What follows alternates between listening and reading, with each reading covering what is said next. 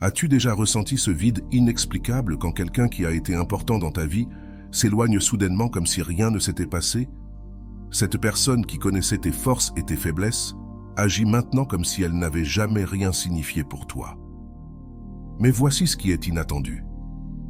Tu n'as pas besoin de supplier, de courir après elle ou de perdre ta dignité pour qu'elle revienne.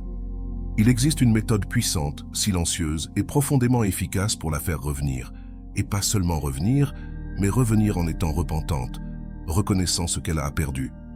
Dans cette vidéo, tu vas découvrir une stratégie aussi subtile que impactante, basée sur l'autocontrôle, la tempérance et la sagesse stoïcienne. Il ne s'agit pas de manipulation, mais de transformation, car lorsque tu changes, tout autour de toi commence à changer. Prépare-toi à comprendre comment le silence, l'amélioration personnelle et l'absence de besoin peuvent devenir tes meilleurs alliés. Ce que tu es sur le point d'apprendre pourrait changer complètement ta façon de voir les relations et ouvrir la porte à un retour que tu ne provoques pas, mais qui se fait naturellement. Avant de commencer, je veux que tu prennes un moment et écrives dans les commentaires « Mon changement commence maintenant avec le stoïcisme ». Fais-le comme un engagement envers toi-même. Un premier pas vers la meilleure version de toi. Ensemble, nous allons sur ce chemin. Numéro 1. Le silence comme message puissant.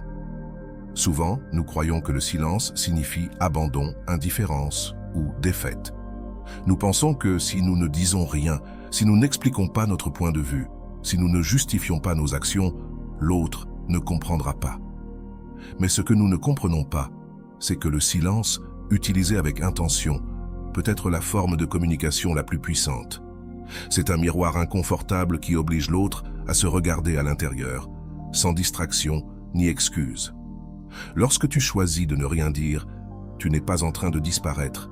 Tu laisses simplement de l'espace pour que l'autre remarque ton absence, ressente ton manque et surtout réfléchisse sans que tu aies à le convaincre de quoi que ce soit. Te justifier sans cesse te rend prévisible et ce qui est prévisible perd de son impact.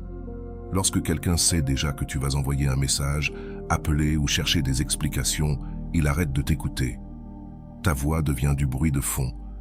Mais lorsque tu cesses de parler, lorsque tu n'envoies aucun signal, quelque chose change. La routine est brisée, et c'est dans cette rupture que le véritable pouvoir de ta présence commence à émerger, non pas parce que tu cherches à manipuler, mais parce que tu arrêtes de supplier, et ce changement d'énergie transforme tout. Le psychologue John Gottman, expert en relations humaines, affirme que dans un conflit, ce qui est le plus efficace n'est pas d'insister ni de forcer une résolution immédiate, mais de créer un espace de non-réaction. Ce silence stratégique évite non seulement d'aggraver la situation, mais il déclenche également un processus intérieur chez l'autre. En n'offrant pas ce à quoi il est habitué, l'autre est forcé de traiter la situation, de se poser des questions, de douter. Le silence ne coupe pas la communication, il la redirige vers l'introspection. Ce que tu ne dis pas devient un écho dans l'autre, et cet écho peut être bien plus transformateur que n'importe quelle explication. C'est pourquoi, comme exercice, propose-toi 7 jours de silence total. Ce n'est pas une punition ni une technique d'indifférence, c'est une pratique de présence intérieure. Ne texte pas, n'appelle pas, ne vérifie pas ses réseaux. Au lieu de concentrer ton attention sur cette personne, dirige-la vers toi. Améliore quelque chose de tangible, ton corps, ton environnement, tes habitudes. Fais de l'exercice, nettoie ton espace, organise ta vie. Le silence n'est pas du vide, c'est une redirection. Tout ce que tu investissais dans cette relation, investis-le maintenant en toi-même. Et pendant ce temps, l'autre commencera à ressentir quelque chose qu'il ne ressentait pas auparavant, le vide où tu étais. Ce vide ne se remplit pas avec n'importe quoi, car si tu étais présent avec authenticité, amour et engagement, ton absence pèsera. Pas immédiatement, mais avec le temps. La mémoire émotionnelle commence à se réveiller. Les moments partagés, les détails, les conversations, tout revient dans l'esprit de l'autre. Et quand il n'y a pas de bruit, ces souvenirs résonnent plus fort. Ce n'est pas que tu cherches à provoquer cela, c'est que le silence ouvre un espace pour que ces souvenirs surgissent d'eux-mêmes. Et quand cela se produit, ta présence prend de la valeur. Tu n'es plus la personne qui est là à supplier d'être vue, tu es celle qui est partie en silence, sans drame, sans supplication, avec dignité. Avant de continuer, si tu es nouveau sur ma chaîne, profite pour t'abonner et activer la cloche pour continuer à recevoir mon contenu et t'aider à vivre une vie beaucoup plus épanouie. Numéro 2, l'absence génère de la valeur. Quand tu es toujours disponible, tu deviens une partie du décor, quelque chose qui est toujours là et qui finit par ne plus être remarqué. Pas parce que tu n'as pas de valeur, mais parce que la familiarité le rend invisible. Et c'est là que se produit la grande erreur. Penser que pour que quelqu'un ne t'oublie pas, tu dois être constamment présent, répondre rapidement, publier des histoires, envoyer des messages. Mais en réalité, l'abondance de présence tue l'impact. La véritable influence naît de la rareté. Ce n'est pas l'absence par punition, c'est l'absence par dignité. C'est permettre à ton absence de révéler ce que ta présence ne pouvait plus prouver. Ta présence constante peut être mal interprétée comme un besoin, comme si tu avais besoin d'être là pour ne rien perdre. Mais lorsque tu fais un pas en arrière, sans avertir, sans explication dramatique, sans sous-entendu, tu commences à transmettre quelque chose de très différent. Tu transmets que tu as une vie au-delà de celle de la personne qui s'éloigne. Et cette énergie est magnétique, car il n'y a rien de plus attirant que quelqu'un qui n'a pas besoin de quémander de l'attention, quelqu'un qui, au lieu de combler les vides des autres, commence à nourrir les siens. Numéro 3, cesser de courir après pour retrouver ton centre. Lorsque quelqu'un s'éloigne de ta vie, la réaction automatique est souvent de courir après cette personne, comme si la distance physique ou émotionnelle devait être réduite au plus vite. L'impulsion est forte, presque irrésistible, de chercher une réponse, une explication, quelque chose qui apaise la tempête intérieure. Mais cette urgence ne vient pas de l'amour, mais de la peur de l'abandon, de la solitude, du silence, qui est plus douloureux que n'importe quel mot prononcé. Lorsqu'on se déstabilise et que le chaos des autres devient le sien, c'est là que l'individu stoïque fait un pas en arrière. Pas parce qu'il s'en fiche, mais parce qu'il a appris que perdre sa sérénité coûte trop cher en échange d'une attention momentanée. La sagesse stoïque enseigne qu'il ne faut pas permettre aux actions des autres de déterminer ton état émotionnel. Lorsque tu cours après quelqu'un qui s'éloigne, tu dis à ton esprit que sa présence vaut plus que ta tranquillité, et cela te rend esclave de la réaction. En revanche, le véritable pouvoir réside dans le fait de rester avec soi-même, de ne pas bouger, de respirer profondément et d'observer sans agir. De cette quiétude naît une force différente, une force qui n'a pas besoin de prouver quoi que ce soit, qui ne force pas ce qui ne veut pas être. Les études psychologiques soutiennent cette posture. Des recherches publiées dans le Journal of Personality and Social Psychology confirment que ceux qui agissent poussés par l'anxiété, par la peur de perdre, ont tendance à prolonger leur souffrance. Si vous êtes arrivé jusque-là, écrivez en commentaire « Je mérite d'être aimé ». Le manque de contrôle émotionnel ne fait pas que empirer la situation, il affecte aussi notre perception du contrôle. On a l'impression de ne pas tenir la barre, que nos émotions sont aux commandes, que l'angoisse dicte nos décisions. Cette sensation alimente un cycle de dépendance qui finit par drainer toute notre énergie. C'est pourquoi l'exercice le plus sage que tu puisses faire n'est pas d'envoyer un message ou de chercher une conversation précipitée, mais d'écrire. Prends un carnet et demande-toi avec une brutalité honnête: quelle partie de moi se sent insuffisante si je ne reçois pas de réponse? L'écriture te révèle ce que les impulsions ne permettent pas de voir. Souvent, cette urgence de contact est une urgence de validation. Après avoir écrit, fais quelque chose pour toi, non pas comme une échappatoire, mais comme une réaffirmation. Prends soin de ton corps, entraîne-toi, mange bien, dors tôt, reprends un projet que tu avais laissé de côté ou contacte quelqu'un qui te valorise sans condition. Tu ne fais pas semblant d'ignorer celui ou celle qui est parti, tu choisis de ne pas t'ignorer toi-même. Depuis ce lieu de reconnexion avec toi-même, quelque chose d'inattendu se produit. Ton énergie change. Elle n'est plus perçue comme un besoin, mais comme une présence. Tu n'as plus besoin de demander à quelqu'un de revenir, car tu deviens quelqu'un qui inspire le retour. La paix que tu construis en toi devient plus attrayante que n'importe quelle insistance. Et même si cette personne ne revient jamais, toi, tu n'es plus là où on t'a laissé.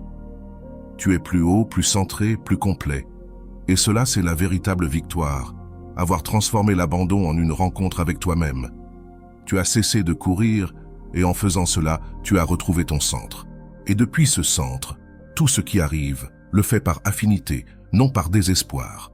Tu ne deviens pas un aimant en insistant, mais en existant pleinement. C'est cela la force silencieuse du stoïque, celle qui ne supplie pas, mais qui ne se ferme pas non plus. Celle qui reste debout tandis que tout le reste s'effondre, qui dit sans mots « je suis là, complet, sans besoin de poursuivre ». Et si tu choisis de revenir, que ce soit parce que tu as aussi choisi la paix. Numéro 4.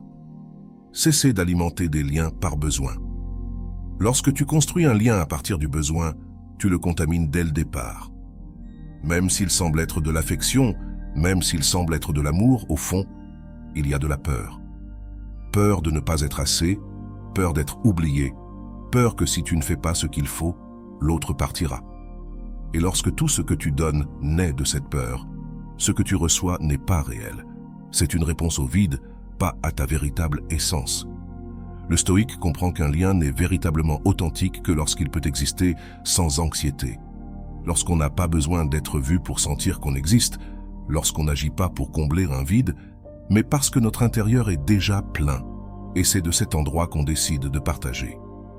Le problème apparaît lorsque tu fais des choses uniquement pour que l'on te remarque, lorsque tu appelles non pas parce que tu en as envie, mais parce que tu as peur que si tu ne le fais pas, on t'oublie. Lorsque tu poses des questions, que tu insistes, que tu t'expliques, tout cela dans l'espoir de maintenir le lien vivant. Mais ce type de lien n'a pas de racines profondes. Il devient fragile, dépendant, conditionné. Et toi, tu deviens quelqu'un qui n'agit plus par choix, mais par besoin. C'est là que l'authenticité se perd, et avec elle, le respect. La neuropsychologie sociale le confirme. Les liens qui naissent de l'anxiété génèrent des patterns de codépendance, c'est-à-dire des relations où l'un vit dans l'attente de l'autre, où l'autonomie disparaît, où chaque geste était mesuré par la peur de briser ce qui, en réalité, est déjà brisé. Et ce n'est pas tout. Le stress augmente, car maintenir un lien par peur est épuisant. Cela te vole ton énergie, te réduit et t'empêche de voir que tu n'as besoin de remplir personne, ni d'être rempli par quelqu'un, car tu as déjà ce qu'il te faut, ton propre feu intérieur. Fais un exercice simple mais révélateur. Prends une feuille et écris toutes les choses que tu fais par peur de perdre quelqu'un. Combien de fois as-tu écrit par insécurité? Combien de fois as-tu dit « oui » alors que tu voulais dire « non », juste pour qu'on ne s'éloigne pas? Combien de fois es-tu resté silencieux par crainte de déranger? Tout cela vient du besoin, pas de la plénitude. Une fois que tu as cette liste, prends une autre feuille et écris ce que tu ferais si tu savais déjà que tu es suffisant. Si tu savais que tu n'as rien à prouver, que ta valeur ne change ni que tu sois là, ni que tu ne sois pas là. C'est cette version de toi que tu dois commencer à incarner. Lorsque tu fais ce changement, quelque chose se transforme. Tu ne vis plus en cherchant des signes, en attendant des réponses, en suppliant de l'attention. Ton énergie retourne à toi et c'est magnétique, car quand quelqu'un agit depuis la plénitude, cela se remarque. La façon dont tu parles, dont tu entres et sors d'une conversation, dont tu choisis d'être là sans exiger. Tout cela communique un message très clair. Je vais bien avec moi-même, je n'ai pas besoin qu'on me complète. Mais si tu choisis de partager cet espace avec moi, librement, sois le bienvenu. Et là naît la véritable attraction. Ce n'est plus un lien basé sur l'urgence, mais sur l'équilibre. Tu ne cherches plus à être sauvé, ni à sauver qui que ce soit. Tu avances simplement avec fermeté, sachant que ceux qui resteront le feront parce qu'ils le veulent, non parce que tu les as pressés. Ce type de lien n'a pas besoin d'être forcé, car il coule depuis l'authenticité, depuis un endroit où l'amour ne se mendie pas, il se partage. Là où le silence n'effraie pas, il donne la paix. Et là, toi, tu cesses enfin d'agir par manque pour commencer à vivre dans la vérité. Numéro 5. La force est de ne pas briser le personnage. Lorsque quelqu'un s'éloigne, lorsque tu ressens le vide de l'absence, la tentation de briser ton personnage est énorme. L'urgence de chercher, d'expliquer, de clarifier les malentendus, de démontrer que tu es toujours là. Mais c'est précisément à ce moment que ta véritable transformation peut se produire. Pas dans ce que tu fais vers l'extérieur, mais dans ce que tu choisis de ne pas faire. Parce que celui qui parvient à rester fidèle à ses principes, même au milieu du chaos émotionnel, devient quelqu'un qui laisse une empreinte profonde. Le calme, la fermeté, la cohérence. Voilà ce qui te place au-dessus de n'importe quel drame passager. Briser ton personnage par impulsion, c'est ce que fait la plupart des gens, et c'est là que le respect se perd. Parce que si un jour tu es ferme et que le lendemain tu supplies de l'attention, le message est contradictoire. Personne n'admire celui qui se brise à la première tempête. Celui qui reste fidèle à son essence, qui ne se trahit pas même quand les émotions sont fortes, devient magnétique, car cette intégrité interne est rare, et ce qui est rare ne s'oublie pas. Si vous êtes arrivé jusque-là, écrivez en commentaire « Je suis prêt à être aimé ». La science soutient cette idée. Une étude publiée dans la revue Émotions par l'American Psychological Association a montré que ceux qui savent réguler leur comportement face au rejet sont vus avec plus de respect à long terme. Il ne s'agit pas de se réprimer, mais de se maîtriser, d'agir depuis la meilleure version de soi-même, pas depuis la douleur. Et cela nécessite une décision constante. Ne pas céder, ne pas se laisser emporter par l'émotion du moment, ne pas trahir sa dignité juste pour apaiser une douleur temporaire. C'est pourquoi l'exercice est si important. Écris une liste de tes principes personnels, pas ceux que tu penses devoir avoir, mais ceux que tu veux réellement honorer. Peut-être que l'un d'eux est de ne pas supplier, un autre de ne pas réagir dans la colère, un autre de tenir ta parole envers toi-même. Cette liste doit être ton guide lorsque tout en toi voudra courir. À la recherche de réponses, lis, respire, demande-toi ce que tu veux faire maintenant. Est-ce que cela me rapproche ou m'éloigne de la personne que je veux être? Cette pause peut tout changer, car ce qui définit ton caractère, ce n'est pas ce que tu fais quand tout va bien, mais ce que tu choisis quand tout semble s'effondrer. C'est dans cet instant d'incertitude que tu décides si tu deviens inoubliable ou simplement une personne de plus parmi celles qui ont agi sur un coup de tête et qui se sont ensuite repenties. Et si tu parviens à te maintenir, si tu parviens à garder ta position avec fermeté, quelque chose commence à changer. Tu ne réagis plus par besoin, mais par conviction. Tu ne te préoccupes plus de ce que l'autre pense, parce que tu sais que ta paix ne dépend pas de cela. Et cette force se remarque, elle se ressent. Parfois, sans rien dire, juste par ton silence, tu fais plus de bruit que n'importe quel cri désespéré. Et cette absence de désespoir désoriente, car celui qui pouvait autrefois te prédire ne sait plus comment te contrôler.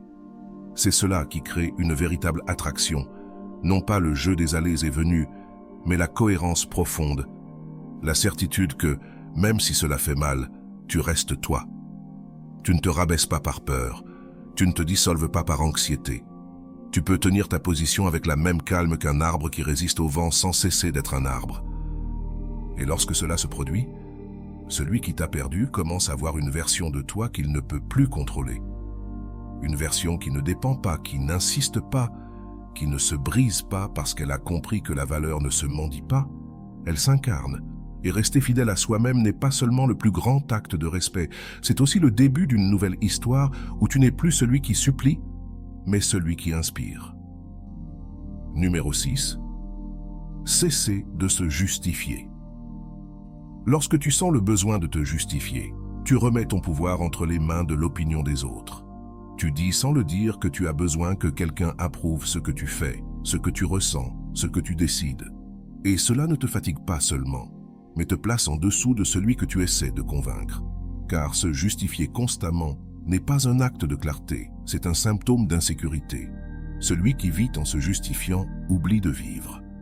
Chaque explication est une brique qu'on place dans une prison invisible, une où tes pensées et tes actions dépendent de l'acceptation des autres.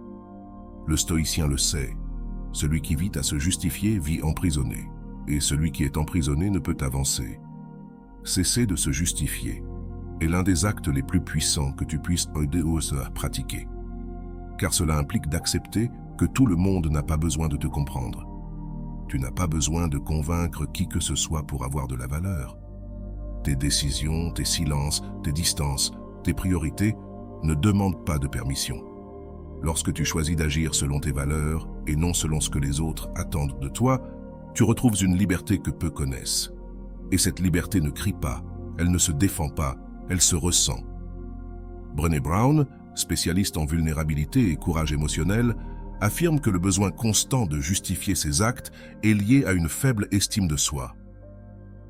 Les personnes sûres d'elles ne se précipitent pas pour expliquer ce qu'elles font, ni ne se sentent coupables de ne pas être comprises. Elles vivent simplement en cohérence avec ce qu'elles ressentent. Et quand cela se produit, lorsque tu vis en cohérence, les mots deviennent superflus, car le véritable respect naît des actes, pas des discours. Celui qui cherche une explication pour tout, souvent, le fait pour te maintenir dans le doute, pour te faire sentir que tu lui dois encore quelque chose. Mais tu ne dois de clarté qu'à ceux qui apprécient ta présence. Chaque fois que tu te sens sur le point de justifier pourquoi tu n'as pas répondu, pourquoi tu t'es éloigné, pourquoi tu as décidé de te prioriser, arrête-toi, respire, observe si tu le fais par réelle nécessité de dialogue ou par peur de perdre l'acceptation. Si c'est la seconde option, ne dis rien. Laisse tes actions parler pour toi. Que ta constance, ton évolution, ta façon d'être présent sans mendier, transmettent ce que les mots ne peuvent plus. Car il arrive un moment dans la vie où le silence vaut mieux que 1000 explications. Ce n'est pas de l'arrogance, c'est de l'évolution. L'exercice est simple. Lorsque tu te sens tenté de te justifier, réponds avec présence, pas avec des mots. Reste ferme. Ne bouge pas par peur. Si quelqu'un ne comprend pas ta valeur sans que tu aies à l'expliquer, il ne la comprendra probablement pas après non plus. Investis cette énergie en toi, en avançant, en prouvant, mais pas pour eux, pour toi, pour que chaque pas que tu fais renforce ton chemin, pour que tu deviennes celui qui agit, et non celui qui se défend. C'est là que le changement se produit. Les gens commencent à te percevoir différemment, car pendant que d'autres se désespèrent d'être acceptés, toi, tu restes centré. Pendant que d'autres s'épuisent à expliquer chaque mouvement, toi, tu l'exécutes avec calme. Et cela crée une aura différente, non pas de mystère, mais de fermeté, de quelqu'un qui n'a pas besoin de crier pour être entendu, de quelqu'un qui ne s'agenouille pas pour être vu. C'est la force de celui qui ne se justifie plus. Celui qui cesse de se justifier commence à vivre, car il ne cherche plus à appartenir, mais à être authentique. Il ne demande pas de compréhension, il offre de la cohérence. Et cette cohérence, bien que tout le monde ne la comprenne pas, transforme. Tu n'as rien à prouver. Continue simplement à être toi, avec respect, clarté et détermination, et laisse le monde s'adapter ou s'éloigner. Tu n'es pas là pour convaincre, tu es là pour vivre en paix. Numéro 7. Être ferme comme une montagne.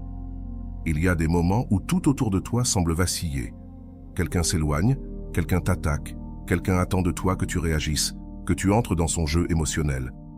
Et toi, tu ressens cette pression de répondre, de te défendre, de montrer que tu sais aussi te battre. Mais c'est là que tout se joue, car le véritable pouvoir n'est pas dans le fait de hausser la voix, mais dans le fait de rester silencieux, de ne pas bouger, d'être comme une montagne face au vent, immobile, serein, observateur. Cela n'est pas de la faiblesse, c'est de la maîtrise. Parce que tout le monde peut crier, mais très peu savent rester immobiles quand tout bouge autour d'eux.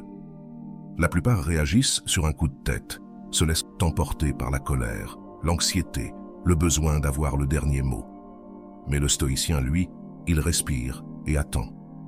Pas parce qu'il ne ressent rien, mais parce qu'il a appris que l'émotion débridée ne fait qu'augmenter le chaos. Lorsque tu choisis de rester ferme, lorsque tu choisis de ne pas tomber dans le drame, tu protèges quelque chose de bien plus précieux que ton orgueil. Tu défends ta paix. Et cette paix devient ton bouclier, ton signe d'autorité silencieuse. Ta façon de dire « Je ne me laisserai pas entraîner ». La Harvard Medical School a prouvé que la pratique quotidienne de la méditation et du contrôle émotionnel réduit de manière significative la réactivité impulsive. Les personnes qui consacrent quelques minutes chaque jour à être en silence, à observer leur esprit, à respirer consciemment, développent une résilience bien plus grande face au stress. Ce n'est pas de la magie, c'est de la neuroscience. Le cerveau se façonne et chaque fois que tu choisis de ne pas répondre avec colère, tu renforces une partie de toi qui auparavant cédait facilement. Cette partie qui maintenant se transforme en roche. L'exercice est simple mais puissant. Médite 5 minutes par jour. Tu n'as pas besoin de musique, de fumée d'encens, ni de perfection. Seulement toi, dans le silence. Ferme les yeux et visualise une montagne solide, géante, imperturbable. Le vent souffle, Les nuages passent, la pluie tombe, mais elle ne bouge pas. Ainsi doit être ton esprit, ainsi doit être ton énergie. Lorsque l'anxiété arrive, ne la repousse pas. Regarde-la, reconnais-la et laisse-la passer. Tu n'es pas cette émotion. Tu es la montagne qui la voit passer sans se briser. Et lorsque tu pratiques cela avec constance, tu commenceras à remarquer un changement. Tu ne réagis plus à chaque commentaire, tu ne te brises plus à chaque absence, tu ne cours plus après le conflit. Ta posture calme commence à provoquer quelque chose de différent chez les autres, car lorsque tu ne réponds pas comme on l'attend, tu désorientes les autres. Lorsque tu ne tombes pas dans le piège, tu les obliges à regarder leurs propres actions. Et là commence le doute. Pourquoi ne s'est-il pas brisé? Pourquoi ne m'a-t-il pas demandé d'explication? Pourquoi n'est-il pas tombé dans le drame? Ce doute, dans le silence, devient une graine. Et les graines, avec le temps, germent. De ce calme, tu retrouves ton pouvoir. Il n'y a pas de cris, de suppliques, de réactions vides. Seulement toi, observant, vivant, avançant. Et si quelqu'un veut revenir, qu'il revienne par choix, pas parce que tu l'as traîné dans ta désespérance. Le respect se construit ainsi, depuis la fermeté, non depuis le besoin. Sois comme la montagne, regarde le vent passer. Tu n'as pas besoin de bouger pour être fort, tu as seulement besoin de rester là. Et celui qui devra te voir le fera, et lorsqu'il le fera, il ne verra pas quelqu'un qui s'est effondré, mais quelqu'un qui est devenu son propre refuge. Numéro 8. Transformer l'absence en une présence inoubliable. Se retirer ne signifie pas toujours abandonner.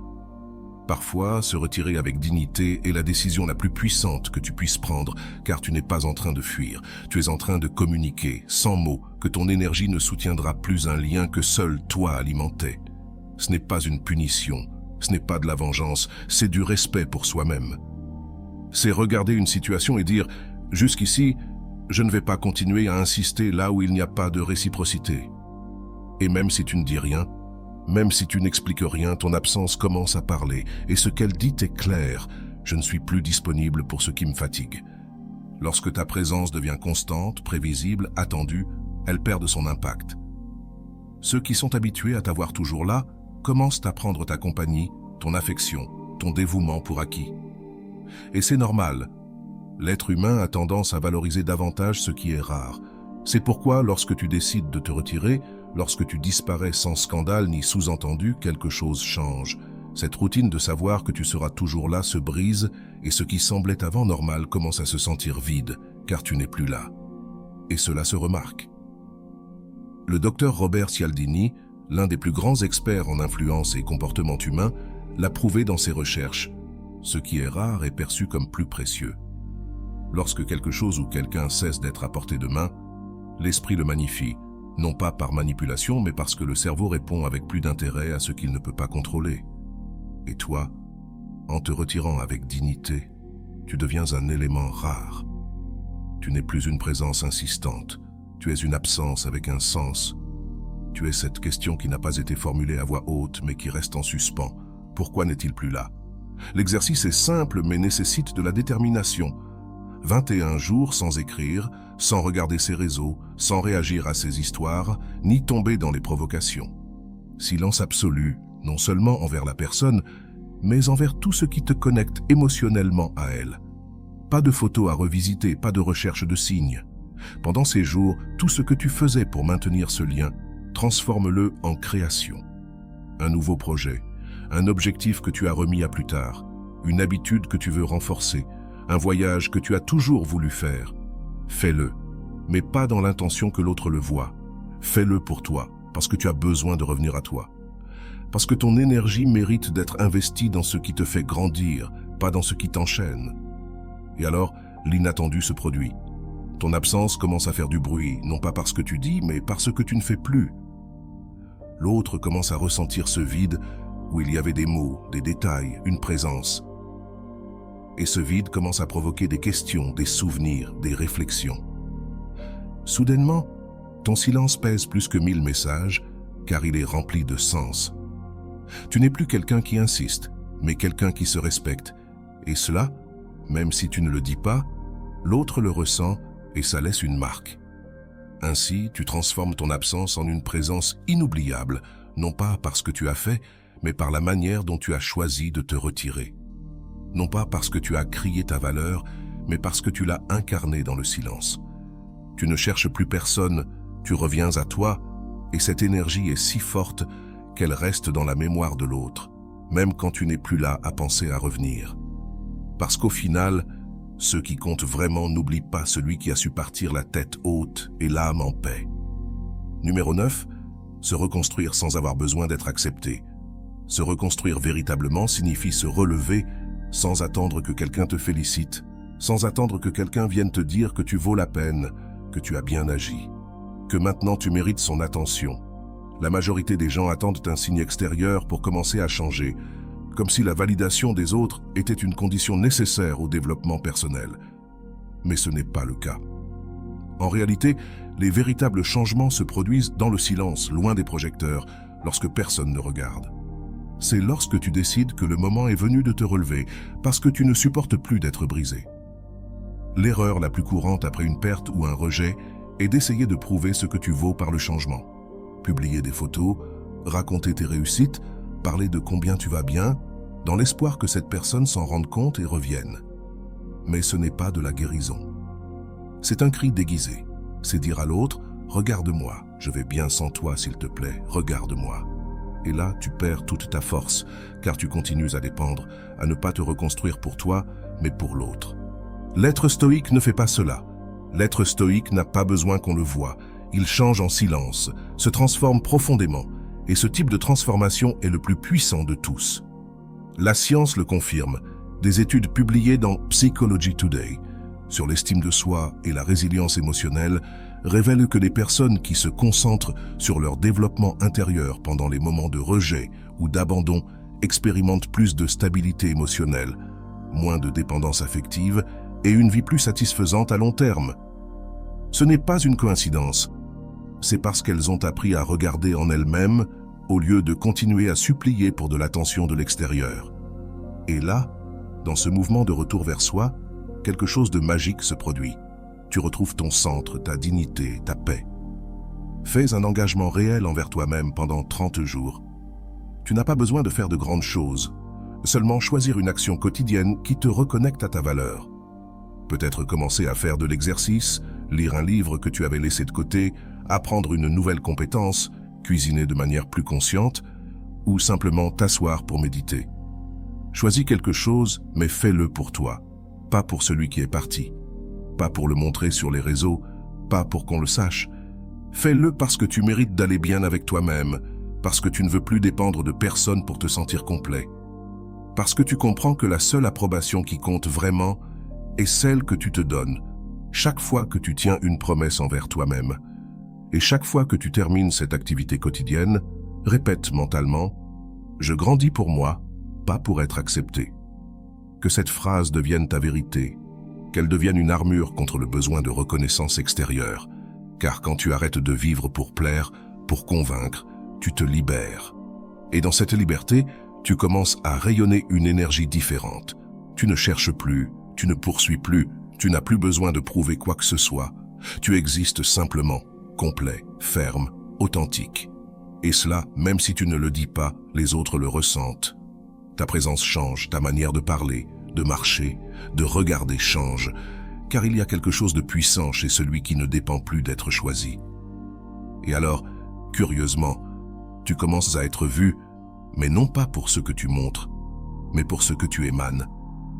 La même personne qui croyait pouvoir partir sans conséquence commence à remarquer, à ressentir ta distance, ta transformation, ton nouvel éclat.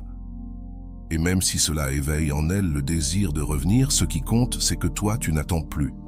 Parce que tu sais désormais que la valeur ne réside pas dans le fait d'être accepté, mais dans le fait de t'être choisi toi-même, même quand personne d'autre ne l'a fait. C'est là la véritable victoire. Pas que quelqu'un revienne, pas qu'on reconnaisse ta valeur, mais que toi, tu te sois reconnu dans le silence. Quand tu en avais le plus besoin, que tu t'es reconstruit non pour prouver, mais pour guérir. Non pour être vu, mais pour te voir, non pour que l'on t'aime à nouveau, mais parce que toi, enfin tu as commencé à t'aimer comme tu le mérites. Numéro 10. Accepter le silence comme sagesse. Le silence gêne, non parce qu'il est une faiblesse, mais parce qu'il a du poids. Parce que lorsque tu ne réponds pas, lorsque tu ne te justifies pas, lorsque tu ne cèdes pas à la pression d'expliquer chaque geste, tu changes les règles du jeu. Tu sors du terrain de la réaction et tu entres dans le domaine de la présence. Le silence n'est pas absence, il est présence élevée. Il est un acte de sagesse qui nécessite du contrôle de soi. Dans un monde où tout le monde veut avoir le dernier mot, celui qui choisit de se taire devient le plus fort de la pièce. Lorsque tu acceptes le silence comme réponse, tu commences à dominer quelque chose de bien plus précieux que l'argument. Tu te domines toi-même. L'impulsion de parler, de répondre, de te justifier vient de l'anxiété, mais lorsque tu respires et permets au silence d'occuper cet espace, c'est l'autre qui commence à écouter, non pas parce que tu as parlé, mais parce que ton absence de réponse oblige à la réflexion. Celui qui attendait un drame trouve du calme. Celui qui cherchait une confrontation se confronte au vide. Et dans ce vide naît le doute. Est-ce que j'ai exagéré? Pourquoi n'a-t-il pas répondu? Pourquoi n'a-t-il pas réagi comme avant? Ces questions sont des graines semées dans le terrain du silence, et c'est là que naissent les véritables changements. Épictète le disait déjà, le silence est plus sûr que n'importe quel mot. La science moderne le confirme. Des études récentes en psychologie montrent que l'utilisation de pauses intentionnelles pendant les conversations difficiles augmente l'influence émotionnelle. Les personnes qui parviennent à s'arrêter, respirer et observer avant de parler sont perçues comme plus matures, plus sûres et plus centrées. Non pas parce qu'elles dominent les autres, mais parce qu'elles ne sont pas dominées par leurs propres émotions. C'est cela, la véritable force. C'est pourquoi il est important de pratiquer la minute de silence consciente chaque fois que tu te sens sous pression, provoqué ou pris dans une situation émotionnelle intense. Arrête-toi pendant 60 secondes, ne dis rien, respire, reste avec toi-même. Ce n'est qu'une minute, mais en une minute, tu peux changer complètement l'énergie du moment. Tu cesses d'être prévisible, et plus important encore, tu te donnes l'espace pour discerner. Car tout ne mérite pas une réponse, tout commentaire ne nécessite pas de défense, et toute absence ne doit pas être comblée. Parfois, ce que tu peux faire de mieux pour toi et pour l'autre, c'est garder le silence. Avec le temps, cette habitude transforme ta manière d'agir. Tu cesses de réagir par impulsion et commences à choisir avec clarté ce qui mérite d'être dit et ce qui ne le mérite pas. Ce que tu laisses dans le silence, ce n'est pas comme une punition, mais comme une forme de sagesse. Parce qu'il y a des choses que le silence résout mieux que n'importe quel mot. Certaines situations se dissolvent d'elles-mêmes lorsque tu cesses de les alimenter avec de l'énergie. Et certaines personnes ne comprennent ce qu'elles ont perdu que lorsqu'elles n'entendent plus ta voix. Le silence, lorsqu'il est conscient, n'est pas une faiblesse. C'est une stratégie, un domaine intérieur. La preuve que tu n'as pas besoin de gagner une discussion pour être en paix. Tu n'as besoin que d'être en paix avec toi-même. Et celui qui comprend cela ne quémande pas d'attention, ne s'épuise pas à essayer de convaincre, ne tente pas de réparer ce que seul le temps peut résoudre. Il observe simplement et agit lorsque c'est nécessaire, ou choisit de ne pas agir, et cette décision est la liberté. Celui qui accepte le silence comme sagesse apprend à parler avec le regard, la posture, l'absence.